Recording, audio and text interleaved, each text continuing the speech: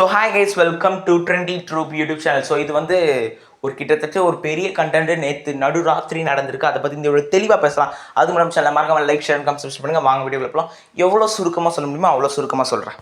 நேற்று நைட் நம்ம சாண்ட்ரா வந்து பார்த்தீங்கன்னா கொஞ்சம் மன வருத்தத்தில் இருந்தாங்க. ஆஸ் யூ நோ, பிரஜின் வெளில போன காரணத்தினால் ரொம்ப மன வருத்தமாக இருந்தாங்க. கொஞ்ச நேரம் பாத்ரூம்லேருந்து அழுதுனே இருந்தாங்க. அப்புறம் ரம்யா ஜோ தான் போய் கன்சோல் பண்ணி வெளில கூப்பிட்டு வந்தாங்க. வெளில கூப்பிட்டு வரும்போது ட்ரெஸ்ஸஸ்லாம் வந்திருக்கு. இந்த வாரம் என்னென்ன ட்ரெஸ் அப்படின்னு சொல்லி வந்திருக்கு. ஸோ அதெல்லாம் ஒன்று ஒன்றா எல்லா கண்டஸ்டன்ஸும் வச்சு நிற்கும் போது சாண்ட்ரா இதில் மட்டும் ஒரு 4 ட்ரெஸ் வந்து பார்த்திங்கன்னா மிச்சமாக இருந்தது.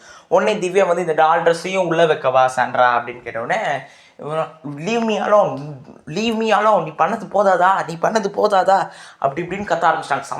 செம்ம கத்து. நம்ம திவ்யாவுக்கு ஒன்றுமே புரியல. நான் என்ன பண்ணேன், நீ பண்ண தெரியாதா, நான் சொல்லவா அப்படின்னு. சேம் ஆஸ்வெல் நீங்கள் முன்னாடி பார்க்கும்போதுன்னு தெரியும். பிரஜன் எவிக்ட் ஆகும்போது கிச்சன் பக்கத்தில் 2 பேர் உட்காந்து பேசிப்பாங்க.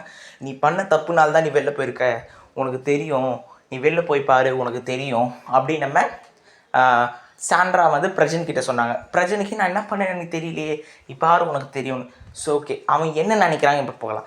அவங்க நினைக்கிறது பச்சையாகவே தெரியுது இந்த 2 கண்டென்ட்டையும் ஆட் பண்ணும்போது.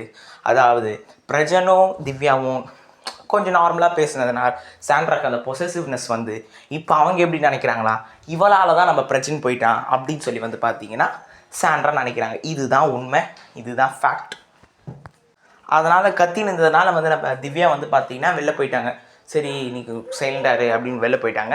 நடுவில் வந்து சபரி வர வந்து இன்னொரு அடி வாங்குறாரு. ஏன் பார்த்தீங்கன்னா ஏன் கத்துறேன்னு சபரி கேட்டனால உடனே அதுக்கும் வந்து பார்த்தீங்கன்னா நம்ம சாண்ட்ரா கத்துறாங்க. எனக்கு சபரி கிட்ட என்ன சொல்லலாம், ரொம்ப வெள்ளந்தியாக வரக்கூடாது, அதேமாதிரி ரொம்ப பாவமும் பார்க்கக்கூடாது, அதே மாதிரி மற்றவங்க குட் புக்ஸில் நம்ம இருந்தே ஆகணும்னு சொல்லி நினைக்கவும் கூடாது. அதுதான் என்னோட கருத்து சபரி மேலே. அதை அவர் மாற்றிட்டு கேம்குள்ளே இன்னும் நல்ல ஒரு கான்சன்ட்ரேஷனோடு உள்ளே வந்தார்னா ஜெயிக்கலாம். ஒரு சின்ன விஷயத்தில் அவரோட இன்வால்மெண்ட் அந்த கேமே உடச்சிட்டு வெளில வந்துட்டார்.